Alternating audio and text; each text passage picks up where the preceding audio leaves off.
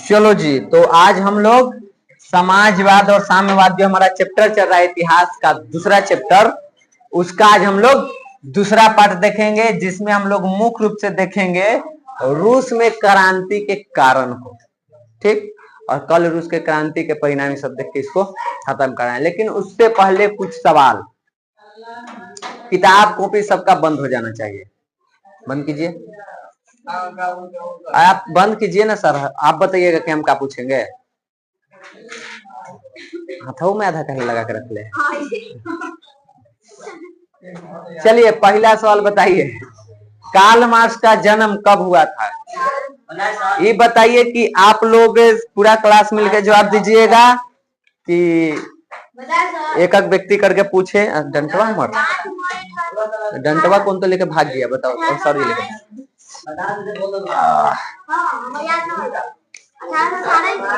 अच्छा, चलिए सवाल जिससे पूछेंगे वही बताएगा। राधिका चलो बता, वहां आके मारेंगे। सवाल है आपसे, दास कैपिटल के लेखक कौन है? काची नाम धरे हैं तो बोलो। सोचने पर तुम्हारे पास, मेरे पास टाइम नहीं है, सटक्का पड़ेगा क्लास खत्म होने के बाद। हाँ, काल अकाल मृत्यु हो मरे जो काम करे चंडाल का, काल भी उसका क्या करे जो भक्त है महाकाल का। Karl Marx. चलो बैठो, खड़ा बता। समाजवादियों का बाइबल किसे कहा जाता है? हाँ, समाजवादियों का बाइबल कब ये प्रकाशित किया गया? तेज बन बजा दे। 1867। बैठो। विकास खड़ा होइए। आप बताइए, समाजवादी घोषणा पत्र कब लागू किया गया था, जारी किया गया?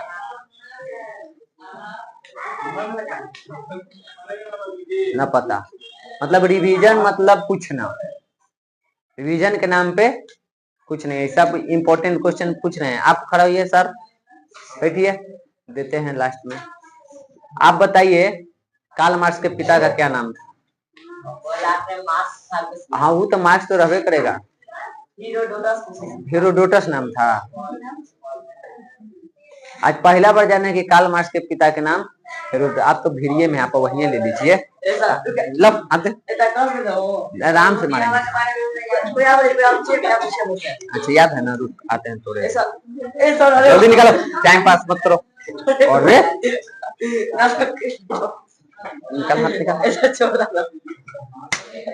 चलिए खड़ा हुई आप। रविकांत बाबू, आपको बियाह के बात याद है? हाँ तो बताओ ना, किससे बियाह किए थे?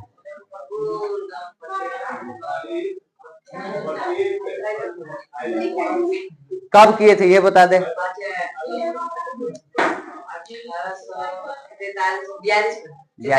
42 में कि 43 में? जब वो कर रहे थे तू वहां क्या कर रहा था?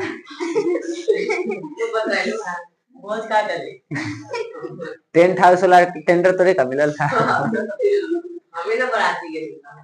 पत्नी के नाम बता। ब्याह वाला का कि मैं याद है तो सब याद होना चाहिए ना, कौन थी, कहाँ के थी, कैसन थी, कब। चलिए अब यहाँ पे 17 पेज है, जो बैठिए, जाए घड़ी मिलेगा क्लास खत्म होने के बाद। माने रोज एक अगो से सुनेंगे, इतना मैंने लेकर है तो कभी भी किसी से कुछ भी सुन लेंगे। अब वो तो लास्ट में पिटा गई तो नहीं हुआ है, नहीं पिटाई तो हुआ है।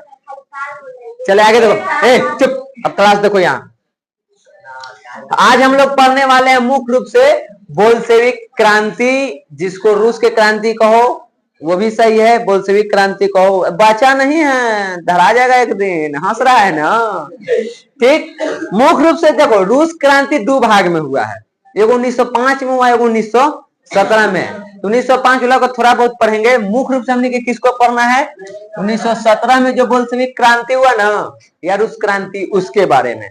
ठीक, ये क्रांति हुआ था, वहां के जो राजा था, वहां के राजा को एक बात याद रखना, वहां के राजा को, सम्राट को जार कहा जाता है।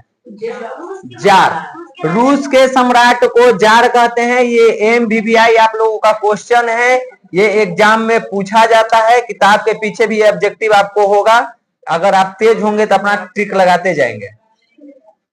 ठीक, रूस के सम्राट को क्या कहते हैं? तो जार बोलते हैं। हाँ हो SST में जहां तक पढ़ाई या क्वेश्चन से मिला है वहां तक मिलेगा। उसमें 2 चैप्टर के साथ देंगे, क्या कि वो पेज बच रहा है। ठीक, बस कल दे देंगे। खाली देखना है कि दूसरा चैप्टर में कुछ नया प्रश्न जुड़ा है तो छूटल, लेकिन अगर ना छूटल है तो मिल जाएगा। छूटल होगा तो रात के लिखेंगे, बिने दे देंगे। पहला चैप्टर का सब लिखा है। अब यहाँ ध्यान दो, देखो रूस की बोल्शेविक क्रांति को अगर सही में मानो तो ये कब हुआ? 1917 में। ऐसे बताए हम कि रूस की क्रांति 2 भाग में मानो, एक 1905 में, एक 1917 में। तो बोल्शेविक क्रांति जो है वो मुख्य रूप से कब हुआ? 1917 में हुआ है। ये क्रांति किसके खिलाफ था? रूस के सम्राट के खिलाफ। सम्राट को वहां पे हम क्या बोलते हैं? जार। यहाँ पे तंत्रीय निरंकुश शासन था, यानी शासन का सबसे प्रधान जो था, सबसे हेड था, कौन था? राजा। राजा के आधार पे ही, उसके अनुसार ही सारे काम होते थे, जो कि एक तरह से देखा जाए तो पूरे तरह से ये अत्याचारी शासन व्यवस्था था, क्योंकि ये जो राजा ये निरंकुश है। ये इसका नाम याद रखना, इसका नाम है जार निकोलस द्वितीय। ठीक, इसका नाम है जार निकोलस द्वितीय। तस्वीर देख रही है? बोल्शेविक क्रांति जो होने वाला है, यानी रूस की क्रांति, इसी राजा के खिलाफ होता है, इसी के शासन व्यवस्था के खिलाफ है। ठीक, तो यहाँ पे निरंकुश शासन व्यवस्था जो जार निकोलस के चल रहा है उसी के खिलाफ हुआ था, उसी का अंत किया गया और रूस में लोकतंत्र की स्थापना किया गया। साथ ही साथ यहाँ पे सामाजिक, आर्थिक और व्यवसायिक क्षेत्रों में जो कुलीन वर्ग के लोग थे, पूंजीपति वर्ग लोग थे या जमींदार थे, उनके शक्तियों को इस आंदोलन द्वारा क्या किया गया? कम कर दिया गया। और पहला बार सत्ता किसके हाथ में आया था? मजदूरों और किसानों के हाथ में, जिसे हम लोग सर्वहारा वर्ग के नाम से भी जानते हैं। तो ये सारे परिवर्तन हुआ रूस के क्रांति के। ठीक, रूस क्रांति जान ले क्या हो गया? जान लिया? शायद नहीं होता।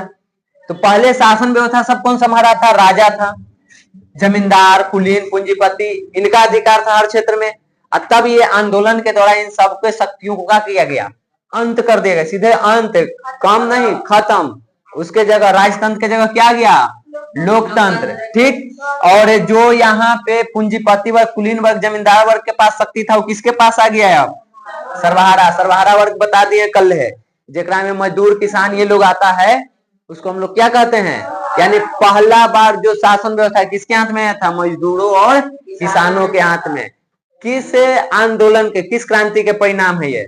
तो बोल्शेविक क्रांति जो हुआ है उसी का ये परिणाम है। समझ गए इतना चीज? आगे बढ़े।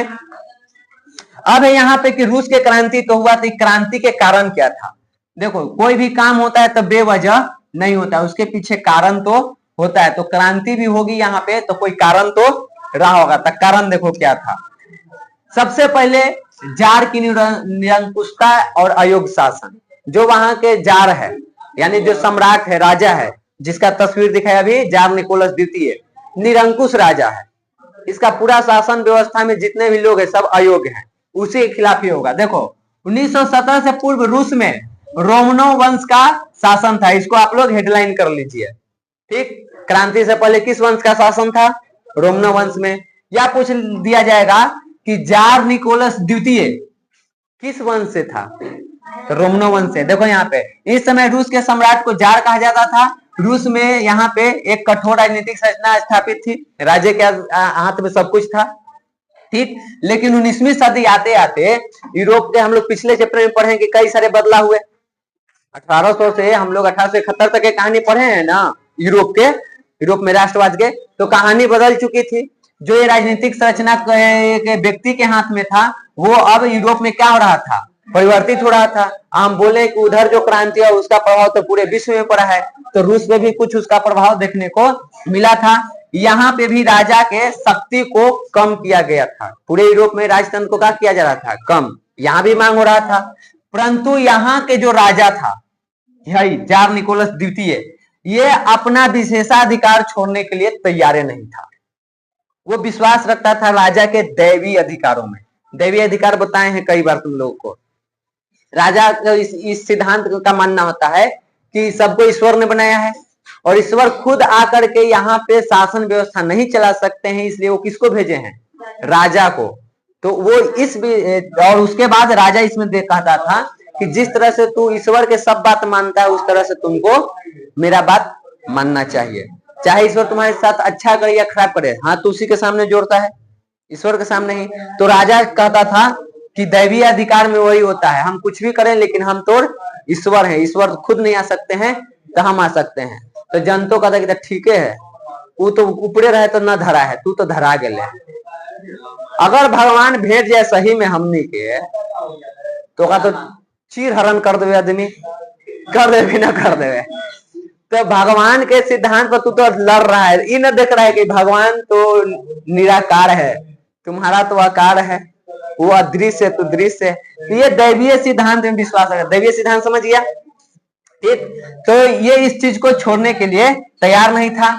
उसे आम लोगों की, जो जार निकोलस, उसके आम जनता के दुख सुख के कोई चिंता नहीं है, ठीक। इसका जितना भी शासन व्यवस्था में जो अफसरशाही था, जो भी इसके साथ काम करने वाले लोग थे, सब के सब अयोग्य, योग्यता के आधार पर किसी की नियुक्ति ही नहीं हुआ था, सबका हुआ था। तुमको उसको क्या कहते हैं, होता ना कि नौकरी में सब कहता है कि कोई सपोर्ट करे पीछे से तो उसको कुछ बोला जाता है, एक शब्द। अब पैरवी ऐसे कहो, पैरवी लगा के, अंग्रेजी में कुछ और शब्द उसके लिए उपयोग होता है, याद ना रहा है, ठीक। तो पैरवी लगा के, अब पैरवी लगा के केकर नौकरी लेवल जाए? योग्य व्यक्ति कभी कहेगा कि हमें पैरवी लगा दो, ना कहेगा। कुछ शब्द हुआ ना, हाँ, सिफारिश कहो, ऐसे सिफारिश भी कहते हैं कि सिफारिश किया जाता है। तो बताओ, किसी योग्य व्यक्ति को किसी का सिफारिश की आवश्यकता है?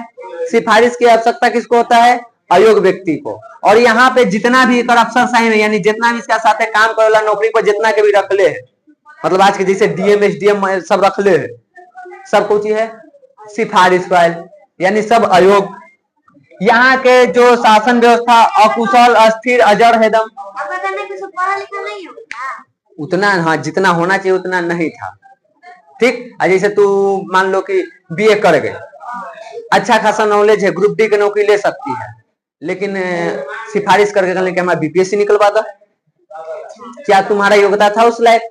लेकिन तू निकलवा ली, गलत तरीके से बन गई, मंत्री के आगे फोन, इसको सेटिंग करके निकाल दो, आजकल तो चल ही रहा है, ठीक। तो इसी को कहते हैं सिफारिश। तो सब अफसरशाही अयोग्य ऑप्शन में कौन जाएगा? एक व्यक्ति जो उस एग्जाम को क्रैक करके जाएगा, एक उस सिफारिश पे गया, दोनों के तुलना एक कर लेगा, उसका क्षमता ज्यादा है आपसे सोचने की, ठीक। तो इस चीज की था। नियुक्ति के आधार अभी बताएं कि योग्यता नहीं थी। अब जब योग्यता नहीं है तब बैल के रखवा अपना साथ है, तब बुद्धि भी कौन वाला दे? बैल वाला। तब बैल बुद्धि देता था इसको, जिसे हमने के देश में जो भी प्रधानमंत्री, मुख्यमंत्री जितना भी होता है, क्या वो खुद काम करता है? उसके साथ बहुत सारे लोग होते हैं, उनके सलाह पे वो काम करते हैं, ठीक। अगर वो सलाह देने वाले अच्छे लोग हुए तो वो बढ़िया काम कर सकते हैं देश में। और अगर बैल बुद्धि वाला रह गया तो बैल बुद्धि वाला होगा, पेटे में कहीं चीज छोड़ देगा ऑपरेशन करके। जाइए सिफारिश से, तो आप तो दे दिए कि इतना रुपया आ रहा है, सिफारिश करवा दिए, या हितनाता में के साला के लड़का है तो बहनोई के लड़का है, काका करके, तो आप उसको डॉक्टरी करवा दिए। डॉक्टरी में तो उसको अंग लगता नहीं था, आप उसको डॉक्टरी करवा दिए। अब क्या होगा? वो डॉक्टर तो बन गया, किसी दिन आप ही का ऑपरेशन करेगा तो कहीं चीज छोड़ देगा पेटे में। आप न जान रहे हैं कि इसको हम नियुक्ति कराए, वो लायक नहीं है तो हम इससे नहीं इलाज कराएंगे, कोई और भी तो उसने करवाले है, सब उसने बैल भर जाएगा। तो आप कहाँ जाइएगा? आप भी तो किसी हॉस्पिटल में जाइएगा, सभी जगह वही भरा हुआ है, तो क्या होगा? ये सब सोचने वाली चीज है। योग्यता के अनुसार पाना चाहिए, न कि सिफारिश पर। तो जितने भी इसके सलाहकार, सब गलत सलाह देने वाला, क्योंकि किसी के पास उतना बुद्धि नहीं था। अब राजनीति के बारे में बढ़िया सलाह वही नहीं देगा जो राजनीतिक सिद्धांत को पढ़ा है, जो गांव के राजनीति देखा है, जो व्यवहारिक रूप में देखा, उस आधार को क्या देगा? जात के नाम पर लड़वा दो ना, जीत जाए वो। धर्म के नाम पर लड़वा दो, अपने जात तो है, जात भाई पर भाषण दो, यही ना सिखाएगा। जो व्यक्ति सही में राजनीतिक सिद्धांत को पढ़ रहे हुए रहेगा, क्या कभी इस चीज को कहेगा कि इस आधार पे चुनाव लड़िए? अब बताओ, बढ़िया फल कौन देगा? जो सिद्धांत को चल करेगा वो, कि जो व्यवहारिक में भी चल रहा है वो? व्यवहारिक वाला बढ़िया फल देगा। दूगो धर्म वाला लड़ेगा तो फनिया चीज है, ये पागल है एकदम, सिद्धांत पर चलेगा तब ना लोगों की भलाई के लिए काम करेगा। तो उसके लिए एजुकेशन होना चाहिए, उसको उसकी जानकारी होनी चाहिए। सिफारिश पापड़ा है तो कहां से होगा। ठीक, तो जनता की स्थिति जो है और बेकार होते गया। राजा स्वेच्छाचारी, बस अपना इच्छा पूर्ति होकर चाहिए, जनता के कारण उससे कोई लेना देना नहीं था। और इस कारण से यहाँ के लोगों की स्थिति क्या हो गई थी, एकदम बदतर हो गई। अब इनके पास एक ही रास्ता था, राजा को हटाओ, हटाने के लिए क्रांति करना पड़ेगा। तो एक कारण समझ गया क्यों क्रांति हो रहा है। दूसरा कारण, यहाँ के ज्यादातर जो लोग थे, आधा से ज्यादा जनसंख्या किसान था रूस में उस टाइम पर। ठीक, अब किसान है और किसान की स्थिति कैसी है, अत्यंत दयनीय, मतलब एकदम खराब स्थिति में है। कैसन स्थिति में है, खराब स्थिति में। आधा से ज्यादा जनसंख्या क्या चीज है, कृषक है, किसान है, और उसी की स्थिति क्या है, खराब है, जिससे पूरा देश की अर्थव्यवस्था चल रहा है, उसी का स्थिति खराब है। ठीक, 1861 में, बात याद रखना, हेडलाइन कर लो, 1861 ईस्वी में जार अलेक्जेंडर द्वितीय ने कृषि दासता को समाप्त कर दिया था। ठीक, यानी पहले किसानों को दास बनाया जाता था, गुलाम बना के रखा जाता था और काम करवाया जाता था। तो 1861 में जार अलेक्जेंडर द्वितीय, जार निकोलस सही बोल दें का, जार अलेक्जेंडर द्वितीय 1861 में इसको खत्म कर दिया था। सवाल पूछा जाता है कृषि दासता को किसने खत्म किया, या पूछेगा जार अलेक्जेंडर ने कृषि दासता को कब खत्म किया था, 1861। हेडलाइन कर लो, खत्म तो किया, यानी कि नियम तो बन गया, लागू नहीं हो पाया, क्योंकि किसानों की स्थिति में कोई सुधार नहीं हुआ था। तो बनाने का क्या फायदा जब उसकी स्थिति में सुधार नहीं हुआ। ठीक, उनके खेत बहुत छोटे छोटे थे, जिन पर वे पुराने ढंग से ही खेती करते थे, नया तरीका से खेती नहीं हो रहा था, खेत के आकार छोटा था तो उत्पादन बेहतर नहीं हो पाता था। उसके अलावा किसानों के पास पूंजी कमी था, पूंजी कमी है तो अपने खेती को और विकसित नहीं कर सकता, आगे नहीं बढ़ा सकता है। उसके बाद हमने सब भारत के इतिहास में पढ़ चुके हैं, वहां से वही स्थिति था, कर्जा में डूबल है। ठीक, टैक्स ऊपर से भरना है वो अलग है। तो ये ऐसा स्थिति था कि किसानों के पास दो ही रास्ता बच गया था, या तो तुम मर जाओ या तो राजा के खिलाफ आवाज उठाओ, क्रांति करो। तो ये दूसरा कारण था कृषक के दयनीय स्थिति, जिसके कारण रूस की क्रांति हुई। तीसरा चीज देखो, मजदूरों की दयनीय स्थिति। यहाँ पे कृषक के तो स्थिति खराब था, साथ ही साथ मजदूर के भी स्थिति क्या था, खराब था। अब यहाँ से एक सवाल, अंतरराष्ट्रीय मजदूर दिवस कब मनाते हैं?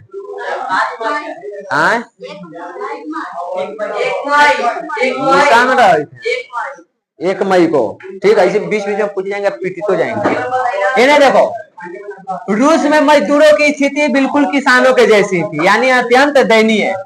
उनको भी अधिक काम करना पड़ता था, सब हम कल ही बता दिए हैं। इसी के लिए तो फिर वो पूंजीपति मजदूर वर्ग का समाजवाद के जन्म हुआ।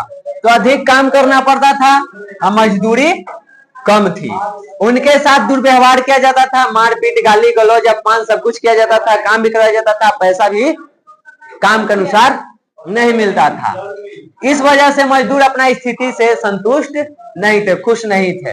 ठीक, मजदूरों के पास कोई राजनीतिक अधिकार भी नहीं था, न तो वो संगठन बना सकते हैं, न अपना मांग रख सकते हैं, न हड़ताल कर सकते हैं, कुछ नहीं कर सकते हैं, कोई राजनीतिक अधिकार उनको नहीं मिला हुआ था।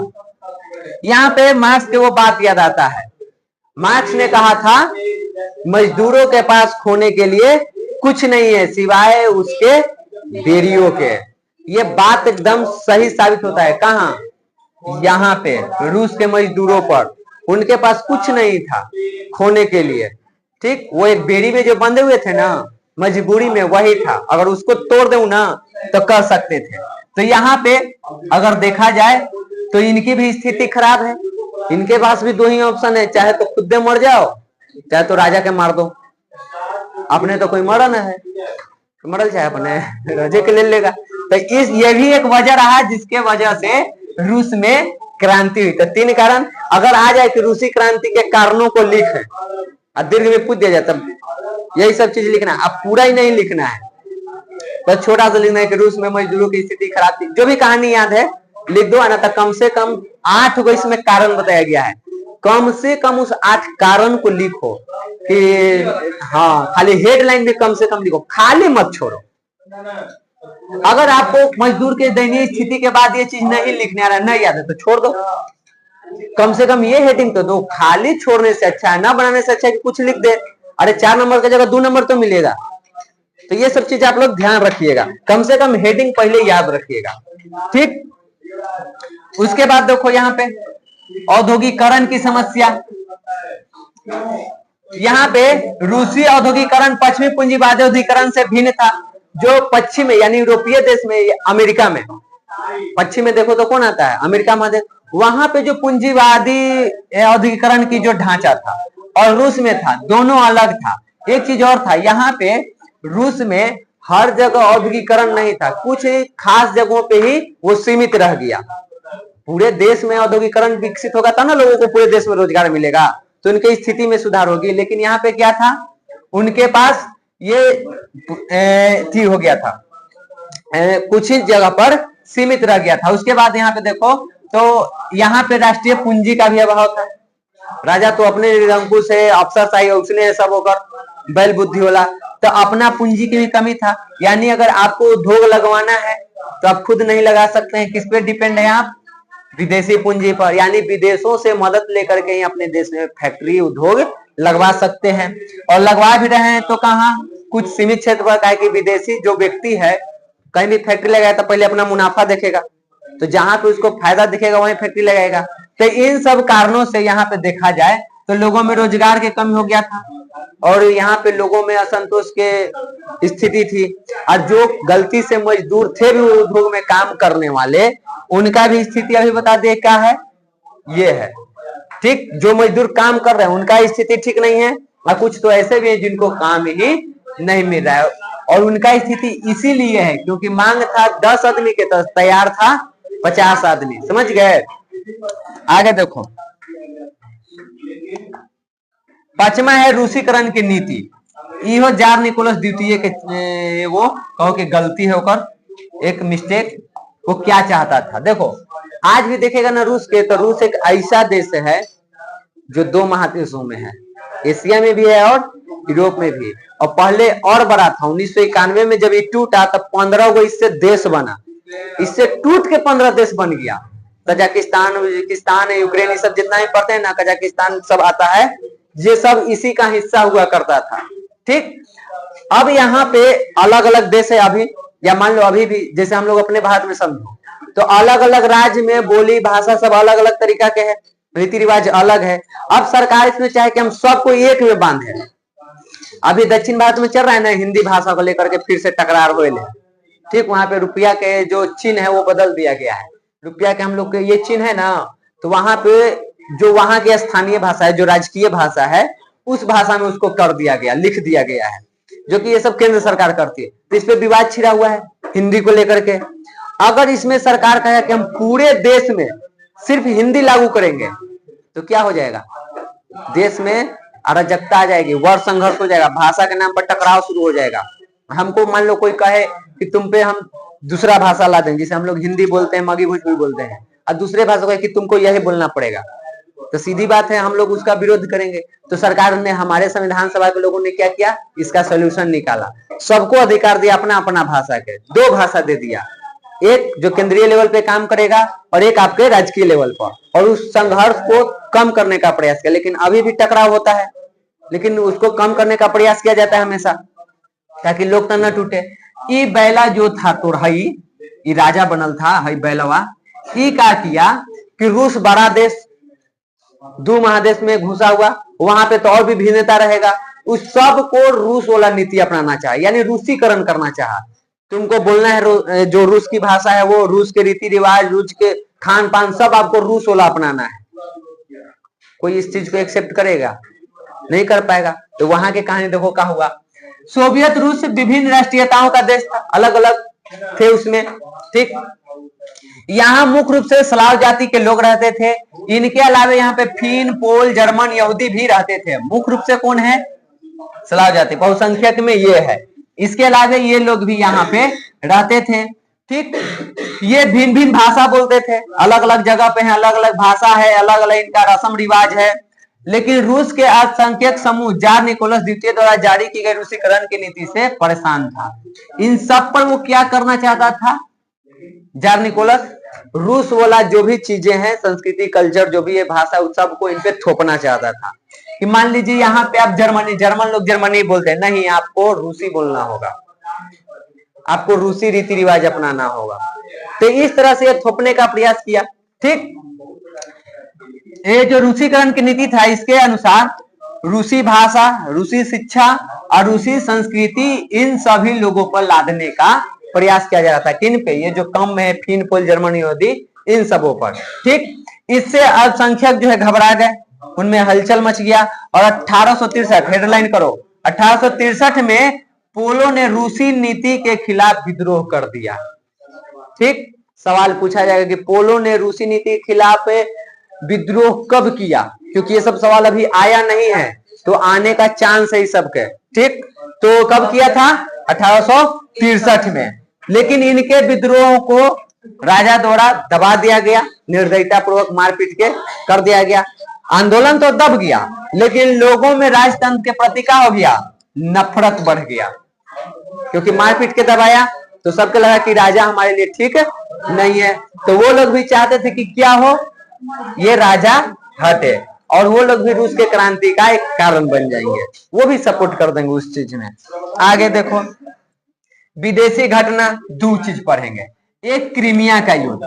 क्रीमिया के युद्ध को लेकर के थोड़ा सा डेट में गड़बड़ी होता है, लेकिन यहाँ पे सुनी के आया नहीं है। ऐसे हमको जहां तक है पता, 1853-54 में क्रीमिया के युद्ध हुआ था। कहीं 55-56 ऐसे करके दे देता है, तो आप लोग ऑप्शन, अगर सवाल आ जाए क्रीमिया के युद्ध को लेकर के, तो ऑप्शन देख लीजिएगा, उसके अनुसार करना है।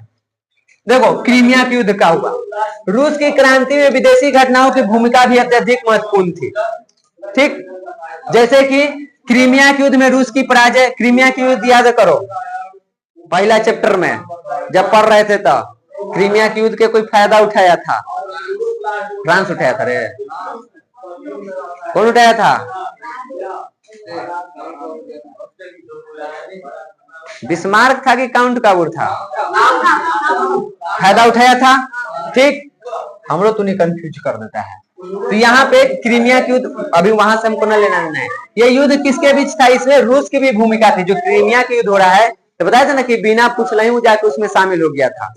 ठीक, घुस गया था जाके कि हम तो फ्रांस की तरफ से लड़ेंगे, कहा था ना। ठीक, तो वो चीज हो गया।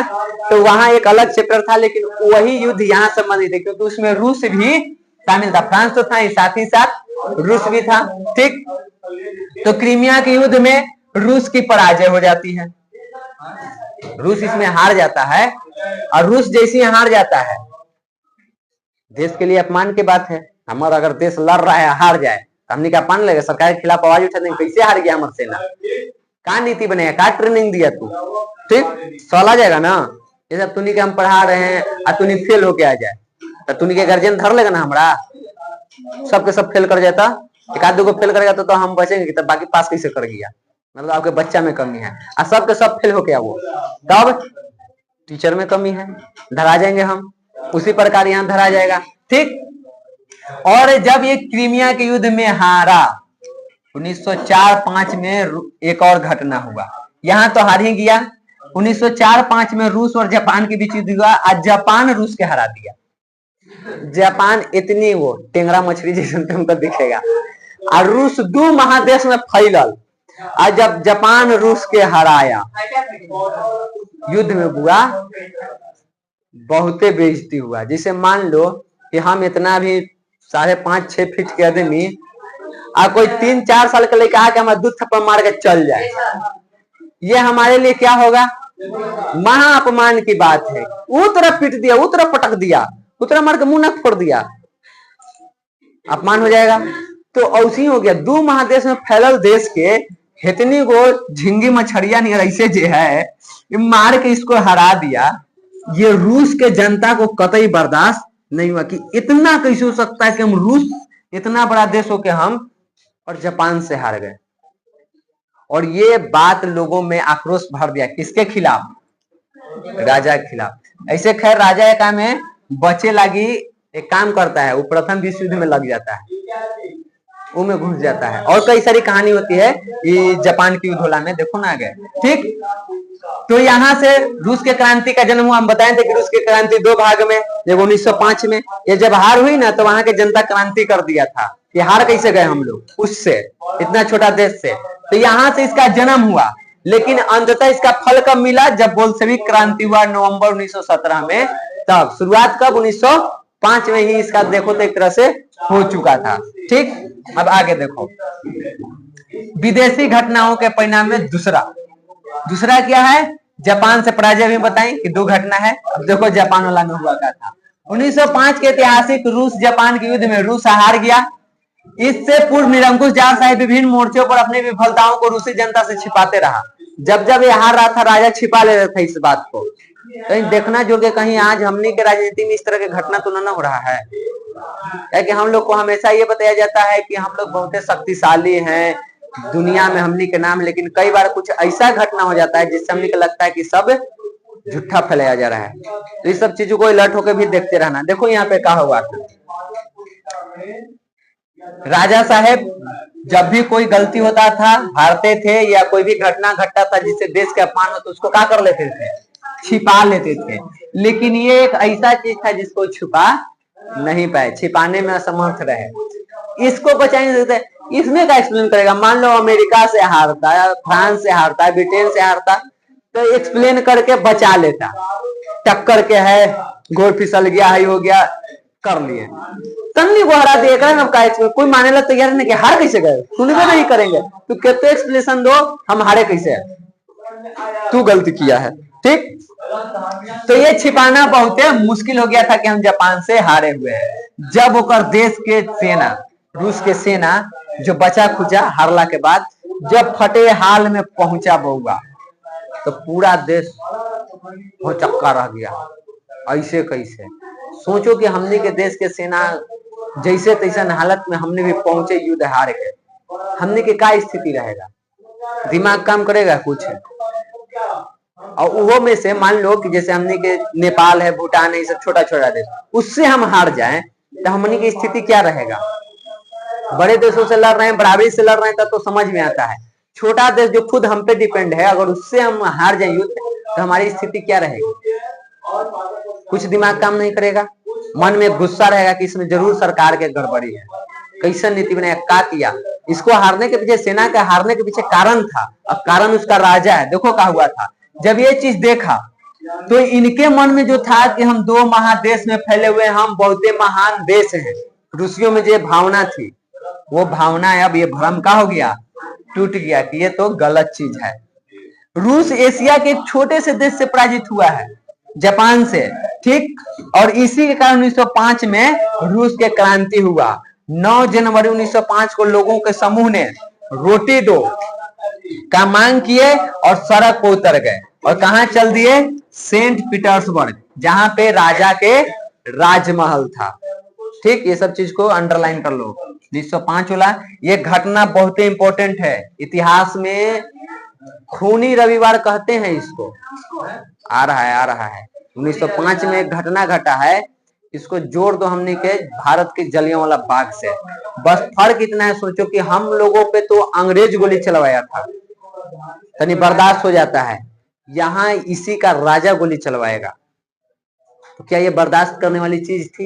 ये सब कारण बनेगा रूस के क्रांति के। तो क्रांति एक दिन नहीं आता है, उसका पहले शुरुआत होता है, अंदर अंदर अंदर अंदर वो खोलते रहता है, जल रहा है, एक के बार वो विस्फोट करता है तो पूरा शासन हिला के रख देता है। ठीक, तो यहाँ पे देखो 9 जनवरी को क्या कर देता है, जब ये लोग उतरे और रोटी के मांग किए, सरकार के खिलाफ आंदोलन किए, तो राजा ने इनकी बात सुनने के जगह अपना सेना भेजा। और जिस तरह से हमने के जलियांवाला बाग में जनरल डायर द्वारा निहत्थे लोगों पर धड़ाधड़ गोली बरसाया गया था ना, उसी प्रकार एकदम उसी तरह से रूस के राजा अपने ही जनता पर धड़ाधड़ गोली बरसाया। निहत्था लोग पर, आंदोलन करने वाले लोग लाठी हथियार लेके थोड़े जाता है, तो झंडा लेके नारा लगाते हुए जाते रहता है, उस पे गोली चलवाया। ठीक, ये घटना कब हुआ था, पुरानका कैलेंडर से देखो तो 9 जनवरी, और 13 दिन आगे जूलियन ग्रेगोरियन कल बताए हैं, 13 दिन। तो 9 में 13 जोड़ दो तो कितना आएगा? तो नयका कैलेंडर से और पुरनका कैलेंडर से 9। ठीक, तो इस दिन रविवार था, इसलिए इतिहास में इसको खूनी रविवार या लाल रविवार के नाम से जानते हैं। रूस के इतिहास में इसको, या विश्व के इतिहास में, अभी हम लोग भारत में ना है, पढ़ रहे हैं कहाँ के? रूस के। तब वैश्विक इतिहास पढ़ रहे हैं, वहां पे इसको किस घटना से जान रहे हैं? खूनी रविवार या लाल रविवार के नाम से जानते हैं। और ये अपने देश के राजा किया है। सोचो कितना वो निरंकुश होगा, कितना निर्दयी होगा। इस नरसंहार की खबर सुनकर पूरे रूस में सनसनी फैल गया कि हमरे जिसे जलियांवाला बाग हुआ था, अंग्रेज किया था, तो हमने क्या आज भी खून खौलता है। पहले हम लोग देख रहे थे, लइकन था छोटा वाला सब, तो परसों शहीद दिवस था, तब भगत सिंह के देख रहे थे, शहीद भगत सिंह। सच बोलो तो उसका पहले सीन देखते हुए हमारे आंख में आंसू था। ये जब आगे बैठल थे शांति से अपन, हाँ, तो उस टाइम चल रहा था जो जलियांवाला बाग में जिस तरह से मारा जाता है, और जिस तरह से फिल्म में भगत सिंह के बचपन को दिखाया है। जब हम भगत सिंह के बारे में सोच रहे थे ना, आंख में आंसू आ जा रहा था। वो आदमी कौन लेवल के रहा होगा। हमारा से कम उम्र में फांसी चढ़ गए, अब हम आंख में आंसू आयल होगा। एगो चीज होता है आजकल के टाइम में कि लोग कहता है ना कि गांधी की भगत, तो हम उसको यही कहते हैं ना। हमारे से कोई पूछे कि तू गांधी के मानता है कि भगत के, तो हम एक ही बात बोलते हैं कि हम गांधी को मानते हैं, लेकिन भगत को हम पूजते हैं। तो आंख में हमारा आंसू ना दिख रहा है, देख तो ध्यान से। हो ही नहीं सकता कि हम भगत सिंह के नाम ले हमारा आंख में आंसू ना आवे, वो ऑटोमेटिक आ जाता है। एक ऐसा न उनका से हमारा लगाव है ना, जब सोचते हैं उनका कुर्बानी के बारे में ना, तो हम सोचते कौन लेवल के वो आदमी रहे होंगे। सोचो कि 22-23 साल की उम्र में, 24 साल उम्र आते आते वो फांसी चढ़ रहे हैं। तो जब वो कहानी याद आता है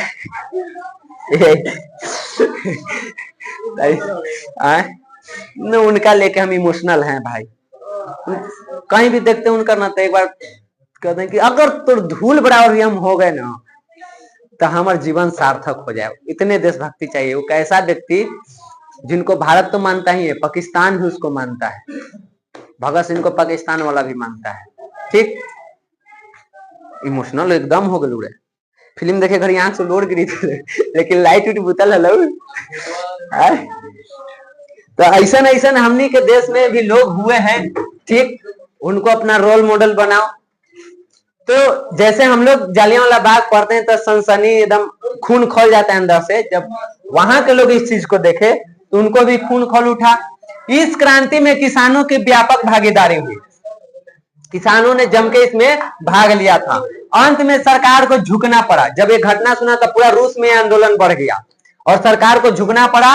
और 1905 में ड्यूमा का गठन हुआ। वहां का संसद है, इसको हेडलाइन करो। अगर सवाल पूछ दिया जाए रूस में ड्यूमा के गठन कब हुआ, कब हुआ है, यही सवाल लगता है मंथली एग्जाम में आया हुआ है, इसलिए ध्यान में रखना।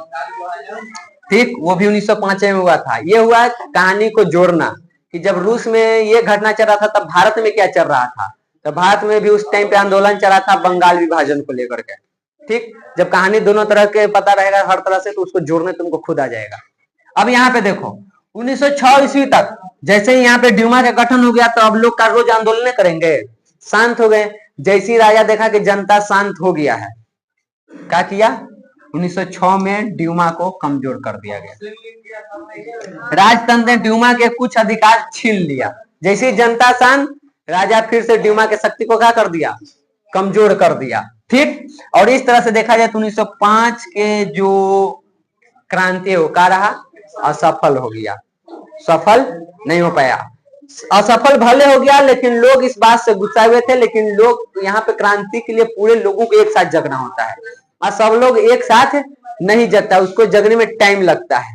तो 1905 के बाद 12 साल लग गया लोगों को एक साथ जगने में। कब जगे फिर से, अंदर ही अंदर तो वो है ही है, आग तो है ही है, वो नफरत तो राजा के खिलाफ है ही है। बस वो फिर से सुलगा कब, पेट्रोल बेचारा सके खत्म हो गया था, पेट्रोल जमा होने में लग गया 12 साल। अब 12 साल बाद फिर से क्रांति हुआ। अब की ऐसा क्रांति हुआ कि खत्म है, तू हट सीधे साइड हटो, हाँ खत्म है। स्वाहा, जय हिंद, जय भारत, किले पर टांगे देंगे। ढेर अति किया है, इसलिए जो सत्ता में उनको ध्यान देना चाहिए कि भाई जेकरा से तू है ओकरा से बैर ना, कहा जाता है पानी में रह के बैर से मगरमच्छ से बैर नहीं करना चाहिए। देश में थोड़ा सत्ता दले हैं तो तू सही से चला, ना तो जो दिन हमर सर का। तो यहाँ इतिहास में राजा के गिलोटिनों पर चढ़ाया गया है।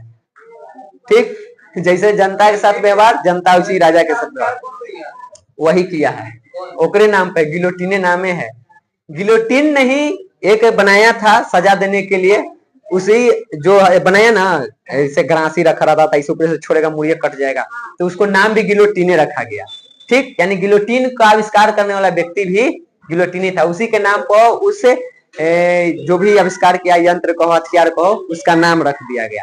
यहाँ पे देखो दूसरा, रूस में मार्क्सवाद प्रभाव बुद्धिजीवियों का यहाँ पे उद्भव हो चुका था। मार्क्स के विचार क्या था? एक ऐसा समाज जिसमें सब एक जैसा हो। समाजवादी में यही ना होता है।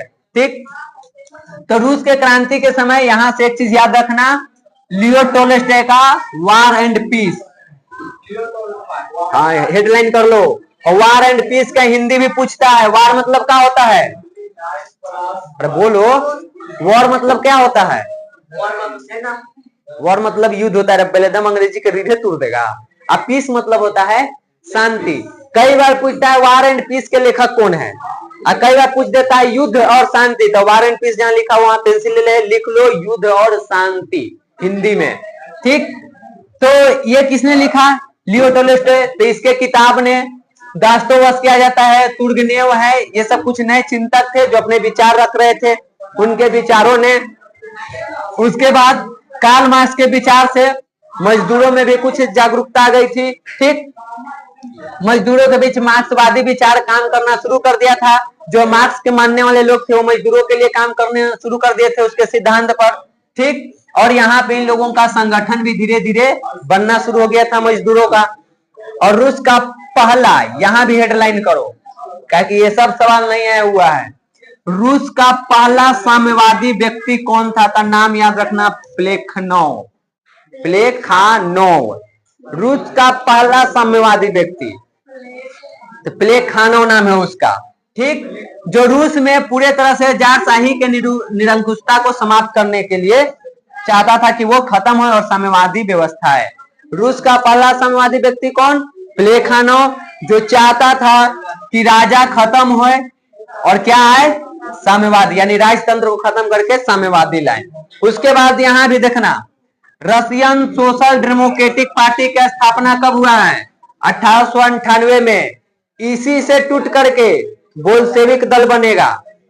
पहले रशियन सोशल डेमोक्रेटिक पार्टी है, फिर ये टूटेगा दो भाग में, आगे चल के 5 साल में टूट जाता है। 1903 में टूट के बनेगा एक बोल्शेविक दल और एक बनेगा बोल्शेविक दल। ठीक, और बोल्शेविक दल ही सरकार बनाएगा आगे चल के 1917 में लेनिन के नेतृत्व में। फिर लेनिन बोल्शेविक दल के नाम बदल के उसका नाम रखेगा साम्यवादी दल जैसा। ठीक, और वहां से साम्यवादी दल की शुरुआत होगा। तो ये बहुत ही इंपॉर्टेंट है, जड़ है। अगर देखो तो रूस के क्रांति जो बोल्शेविक दल किया है उसका जड़ कहाँ है? ये जो रशियन सोशल डेमोक्रेटिक पार्टी है वो, इसकी स्थापना कब? 1898। देखो बताया गया है कि साम्यवादी दल का पूर्ववर्ती है ये, यानी पूर्वज है। साम्यवादी दल कैसे बनेगा? देखो पहले ये बना, ये वाला पार्टी, इससे टूट के बोल्शेविक दल बना, बोल्शेविक दल के नाम बदल के साम्यवादी दल किए। तो देखा जाता है बाप, वो बेटा और फिर पोता, तो पूर्वज ही हुआ ना। ठीक, शांति रहो, 5 पेज आओगे, जल्दी जल्दी खत्म करते। अब देखो, अरे तो तन्नी तन्नी बनेगा ना, 5 पेज जिसे लग रहा है कि ना लग रहा है, ऊपर नीचे खाली है। शांति बैठो ना, शांति से जो उसका छुट्टी हुआ निकलो, बाकी बैठो चुपचाप यहाँ। देखो हम बोले कि 1898 में वो बना, अब 5 साल में ही वो कहाँ हो गया? टूट गया। 1903 में रशियन डेमोक्रेटिक पार्टी जो है वो टूट गया था। अब यहाँ देखो टूटने का वजह क्या था? तब विचारों में मतभेद, साधन और अनुशासन के मुद्दे पर पार्टी में फूट पड़ गया, विचार नहीं मिला लोगों का और यहाँ पे टूट गया। टूट के एक बना बोल्शेविक दल और एक बना तुमको मेंशेविक दल। अब टूटने का वजह देखो क्या था? इसमें 2 तरह के लोग थे, एक होता है बर्जुआ वर्ग और एक होता है सर्वहारा वर्ग। दोनों पहले समझो। बर्जुआ वर्ग और सर्वहारा वर्ग में अंतर क्या होता है? बर्जुआ वर्ग में बड़े बड़े लोग आते हैं, पढ़े लिखे लोग, ये सब जो होते हैं, ठीक, डॉक्टर इंजीनियर ये सबको कहो, तो सब किस में हम लेते हैं? बर्जुआ वर्ग में। सर्वहारा वर्ग में किसान और मजदूर लोग आते हैं। अब बताओ रूस में ज्यादा जनसंख्या किसका था? अब यहाँ पे जो बर्जुआ वर्ग से संबंधित है वो किसके अधिकार के लिए ज्यादा बात करेंगे? जो भी सुविधाएं, मान लो देश से राजा के शासन खत्म होगा तो लोकतंत्र आए, तो किसका सरकार बने? बर्जुआ वर्ग वाला चाहे हमर बने, हमारे अनुसार काम होए, और सर्वहारा वर्ग का चाहेगा हमारे अनुसार हो, ठीक। अब इसी बात को लेकर के दोनों में, इसी बात को लेकर के दोनों में क्या हो जाता है? टकराव हो जाता है विचारों को लेकर के। किसमें? बर्जुआ वर्ग में और सर्वा। अभी तो बोले कि जो अमीर थे, पढ़े लिखे थे, तो अभी बता रहे आ रहे उस पे, तो टक्कर हो गया। अब देखो यहाँ पे बोल्शेविक दल कैसन है? बहुमत वाला, यानी ज्यादा जनसंख्या वाला। बताओ ज्यादा जनसंख्या रूस में किसका था? सर्वहारा वर्ग की बर्जुआ वर्ग? तो ये किसका है? ये तुमको सर्वहारा वर्ग है, ठीक। हाँ, क्योंकि ज्यादा जनसंख्या में था तो सरकार में यही आएगा। ये भी आता है, ऐसा नहीं कि नहीं आता, पहले यही आता है, इसके बाद ही आता है पूरा। 9th क्लास भागो तो जल्दी ना, तो पीटे लगे दबा के एकदम, क्लास डिस्टर्ब किया था। जागो ने बैठो, बैठना है। तो कहानी को इसको बढ़िया समझो, हो का रहा है, ठीक। बना रशियन सोशल डेमोक्रेटिक पार्टी 1898 में। सर्वहारा और बर्जुआ वर्ग को लेकर क्या हुआ? विचार में टकराव हुआ और पार्टी टूट गया। तो सर्वहारा वर्ग का अपना एक बना दल जिसका नाम है बोल्शेविक दल, और बर्जुआ वर्ग का अपना एक दल बना जिसका नाम है मंशेविक दल।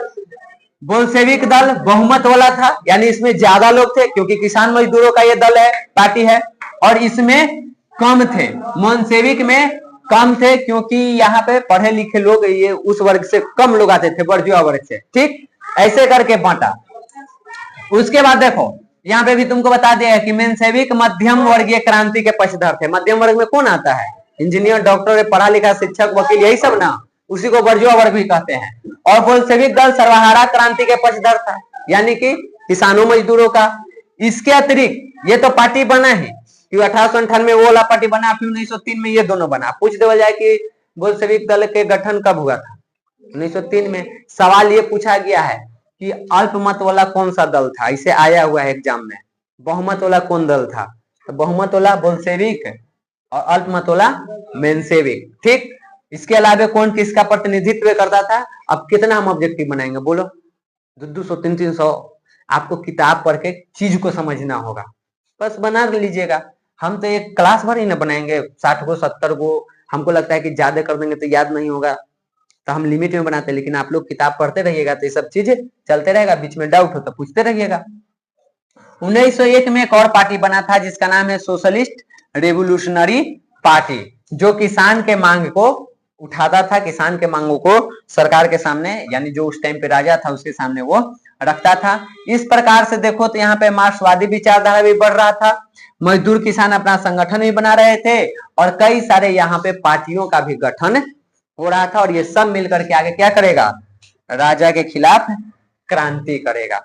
उसके बाद तत्कालिक कारण देखो, प्रथम विश्व युद्ध हुआ था, क्योंकि हम लोग क्रांति कौन पढ़ रहे हैं? 1905 वाला तो प्रभावकारी न रहा, हम लोग मुख्य रूप से कौन क्रांति पढ़ रहे हैं? 1917 वाला। अब बताओ प्रथम विश्व युद्ध कब हुआ था? 1914 से 18। तो ये एकदम वर्तमान के कारण रहा, जिसके कारण रूस की क्रांति होगा, क्योंकि इस युद्ध में रूस भी लड़ रहा था। प्रथम विश्व युद्ध में रूस था ना, ऐसे रूस के कोई मतलब नहीं था, वो आइबे किया था ले ताकि जनता को हम भटका के इन्हें फंसा दे, ठीक। देखो प्रथम विश्व युद्ध 1914 से 18 ईस्वी तक चला। इस युद्ध में रूस भी मित्र राष्ट्रों की ओर से, यानी अमेरिका, ब्रिटेन, फ्रांस जो भी लड़ रहा है, 4 देश तो एक तरफ से लड़ रहा था, अमेरिका खैर बाद में आता है, तो मित्र राष्ट्रों के तरफ से ये भी लड़ रहा था। इसका युद्ध में सम्मिलित होने का एकमात्र उद्देश्य यही था कि रूस के जनता में जो आंतरिक असंतोष है, जो राजा के खिलाफ आवाज उठा रहा है, उसको इस बात को भुलाने के लिए बाहरी मामलों में उलझा दे और भुला जाए कि हमारे देश के अंदर क्या करना है, आईपीएल देखना है, 2 महीना तो चलबे करेगा, मजे से देखेंगे। ठीक, परंतु इस युद्ध में चारों तरफ रूसी सेनाओं की हार हो रही थी। हार होने का कारण न तो उनके पास अच्छा हथियार था, न ही बढ़िया भोजन था। 1905 में भी हारा होगा तो यही कारण रहा होगा। 1916 प्रथम विश्व युद्ध में भी रूस की सेना जो हार रहा है उसमें भी यही कारण है।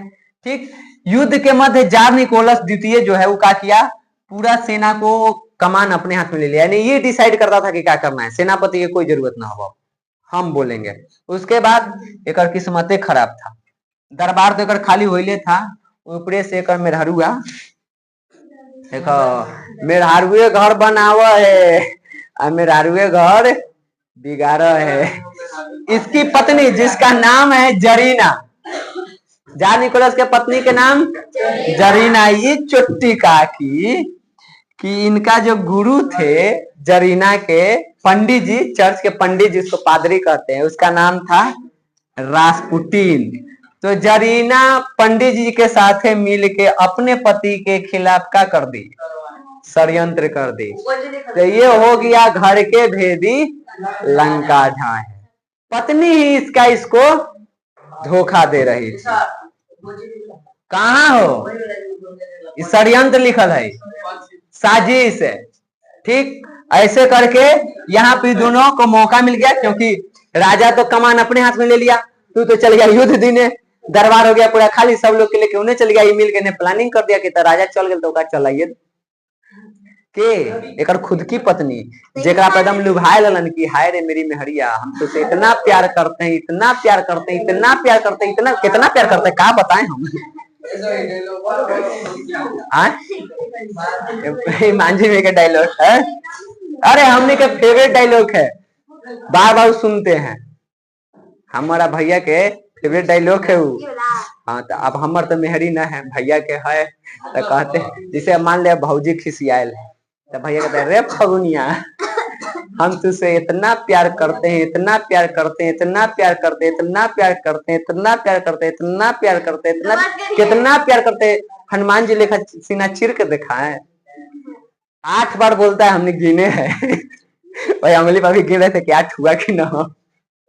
ठीक, तो इसकी पत्नी ही इसके खिलाफ षड्यंत्र रच दी, तो राजतंत्र की जो प्रतिष्ठा ही वो गिर गई।